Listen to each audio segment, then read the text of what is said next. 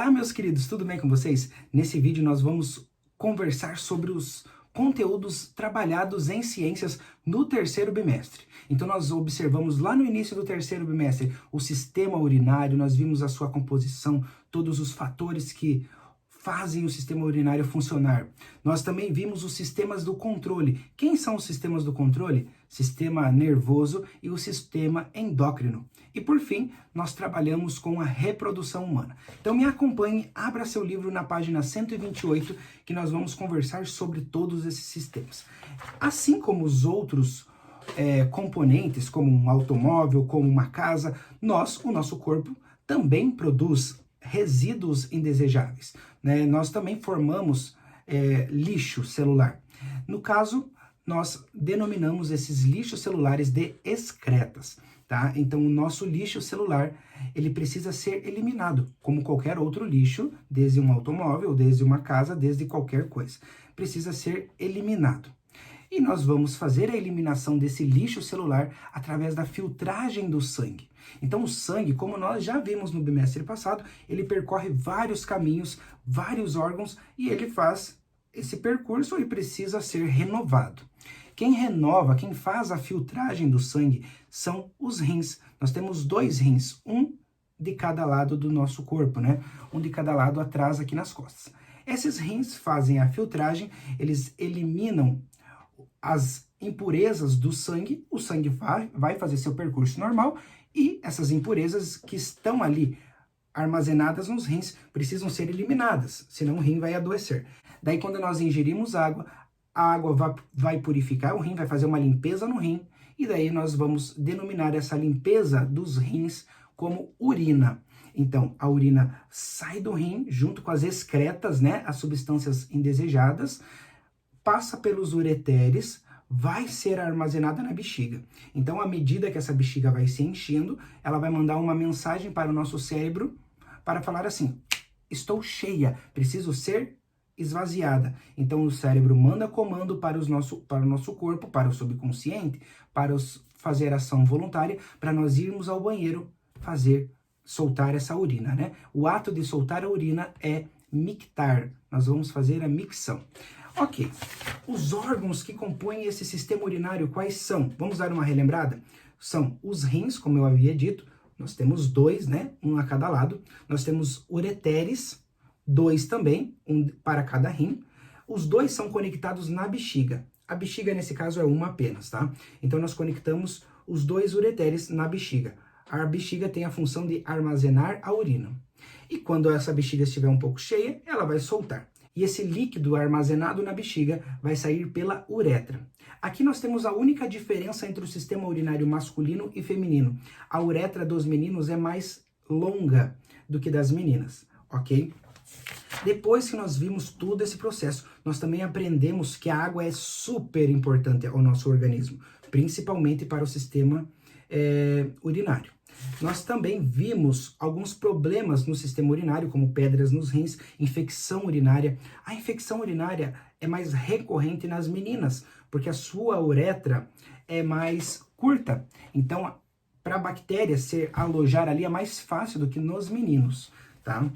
Não que nos meninos não aconteça, mas nas meninas é mais proveniente.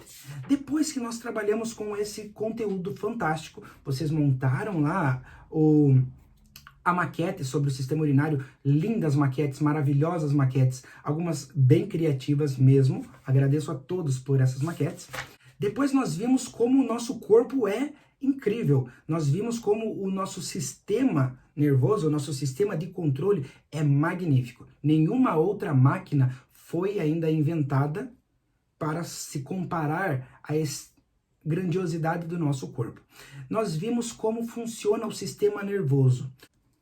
O sistema nervoso tem a função de monitorar e também de controlar todas as atividades, sejam elas cognitivas, sejam elas do nosso organismo, né? Dentro e também de fora. Então, todo esse comando é através do sistema nervoso central e periférico. Daí aqui entram os 2 sistemas nervosos. Eles são compostos, né?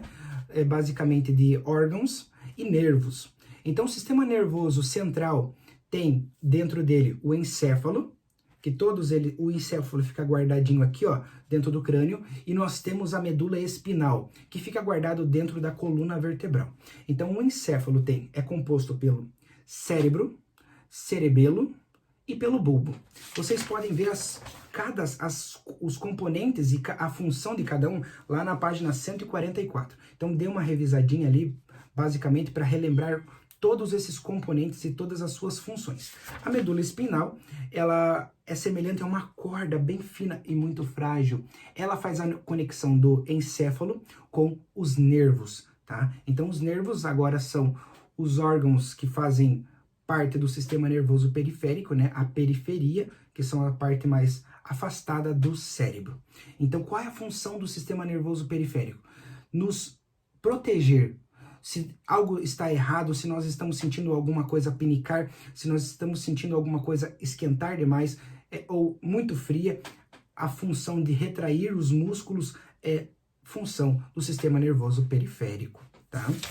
Nós também vimos que nós precisamos cuidar desse nosso sistema nervoso. Nós temos que fazer uma academia para o sistema nervoso, né? Manter sempre ativo, sempre em movimento, podemos dizer assim, sempre constante aprendizado. Então, vimos que o cérebro se comporta de uma maneira fantástica. É através do cérebro que nós conseguimos os 5 sentidos, é através do cerebelo que nós conseguimos fazer os atos voluntários. E o bulbo trabalha com os atos involuntários. Então, aquelas ações involuntárias do coração bate, coração bate, coração bate, é através do bulbo. Olho pisca, olho pisca, olho pisca. Ele fica mandando várias funções para o olho piscar, para o coração bater, para os órgãos funcionarem, porque eu não preciso lembrar, ei, pulmão, você tem que funcionar, você tem que respirar para funcionar. Não, quem vai fazer isso é o bulbo, porque nós poderíamos muitas vezes esquecer de mandar essas informações. Agora tem que respirar.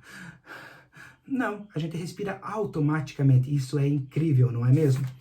Depois nós vimos o sistema endócrino. O sistema endócrino, assim como o sistema nervoso, ele é responsável pelo controle do nosso organismo.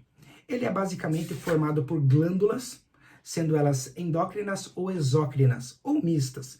Por que é endócrina? Endócrina significa que ele vai liberar as substâncias para dentro da nossa corrente sanguínea.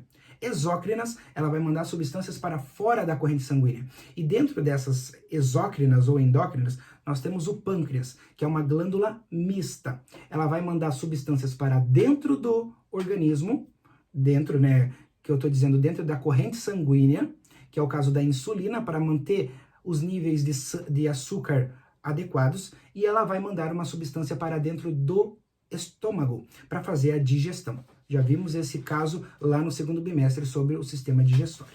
Além delas, nós temos outras várias glândulas, que eu posso denominar para vocês a hipófise, que é a glândula mestra, ela é responsável pelo crescimento e pela liberação de hormônios para as outras glândulas também. A tireoide, as suprarrenais e também nós temos as glândulas sexuais. A única glândula, né, que vai ser diferente aqui vai ser a glândula sexual. Homens e mulheres se diferem apenas nesse momento. Os homens, dentro dos testículos, produzem a testosterona, que é responsável pelo crescimento dos músculos, a mudança na voz e o surgimento de pelos nos corpos. Nas mulheres, quem vai fazer essa substância, né, quem vai trabalhar com essa substância são os ovários. E aqui nas mulheres são 2 hormônios específicos, o estrógeno e a progesterona. O estrógeno é responsável pelo crescimento dos seios, o desenvolvimento nos quadris e a aparência mais feminina, aquela aparência que nós vemos que é de uma menina, de uma mulher. E a progesterona, ele prepara o corpo para a gravidez. Então, esses 2 hormônios são das mulheres e a testosterona é o hormônio masculino. Daí nós vimos todos os aspectos desses hormônios, a importância deles, a doença, caso não ocorra a produção desses hormônios. E também nós vimos, a partir da página 159, a reprodução humana. Nós entramos no dimorfismo sexual, a diferença entre homens e mulheres. Nós vimos que as características primárias e secundárias, as características primárias são os órgãos sexuais masculinos e femininos. As características secundárias são através da puberdade, né? Quando chegam na puberdade, daí as glândulas sexuais vão mandar os hormônios para os meninos e para as meninas para se transformarem em homens e mulheres, respectivamente. Nós também vimos os órgãos que compõem o sistema genital, tanto masculino quanto feminino. Aqui nós temos uma diferença bem grande entre homens e mulheres. Então nós podemos observar os sistemas genitais masculino e feminino. Eles são os responsáveis pela reprodução humana. Lá na página 163 você pode observar os órgãos que compõem o sistema reprodutor masculino e os órgãos que compõem o sistema reprodutor feminino. Partindo disso, nós entramos em fecundação e gravidez. Nós observamos que os homens produzem a célula reprodutora masculina, que são chamadas de espermatozoides. As mulheres produzem a célula reprodutora feminina, que são os óvulos. E o encontro dessas duas células nós denominamos de fecundação. Quando fecundado o óvulo, ali já há a gravidez. Então, o óvulo fecundado, já podemos dizer que a mulher já está grávida, tá? Nesse caso, nesse momento, o óvulo fecundado vai se chamar zigoto. Nos 2 primeiros meses de vida, o bebê ainda não apresenta forma humana. Qual é a forma que ele apresenta? Ele vai ser denominado de embrião. Ele parece mais um jacarezinho do que um bebê. Depois, quando ele se desenvolver um pouco melhor, ele vai ser chamado de feto. Até o seu nascimento, ele é chamado de feto, tá? Ao todo, o período que o embrião se desenvolve na barriga da mãe, né, dentro do útero materno, é denominado de gestação. Esse período é composto por 40 semanas. Ali na página 163, você consegue observar o desenvolvimento do feto. Desde as 4 semanas, que ele nem aparenta ser um bebezinho, até chegar às 40 semanas, mais ou menos 9 meses, quando o bebê já está encaixado para o seu nascimento. Daí nós vimos todos os cuidados durante a gravidez, né? Vocês puderam observar lá entregando a cartilha para algumas grávidas, e nós chegamos, depois desses 40 semanas, desses 9 meses, nós temos o parto. A saída do bebê, né, através do útero, a saída ao externo, a saída ao mundo externo, nós denominamos como parto.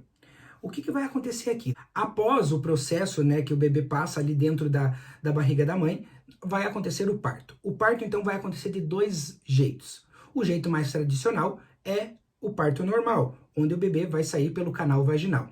Caso não possa acontecer desse jeito, não aconteceu uma dilatação adequada, não aconteceu ou tem riscos para a mãe ou para o bebê, daí eles optam pelo parto cesariano, que é o corte da barriga e o bebê vai sair pela barriga e não naturalmente, ok? E nós encerramos o nosso conteúdo com os cuidados parentais. Todos os pais, né, dos seus bichinhos, dos seus animais, vão cuidar dos seus filhotes até eles verem que não tem mais necessidade do seu acompanhamento. Nós seres humanos, também temos esses cuidados parentais. Nós também temos, só que no nosso caso os filhotinhos são cuidados por muito tempo, né? Somos os que mais dependemos dos cuidados dos nossos pais. Eu ainda dependo dos cuidados dos meus pais. Queridos, finalizo aqui agradecendo a vocês pelo esse terceiro bimestre. Estejam todos em paz. Tchau, tchau.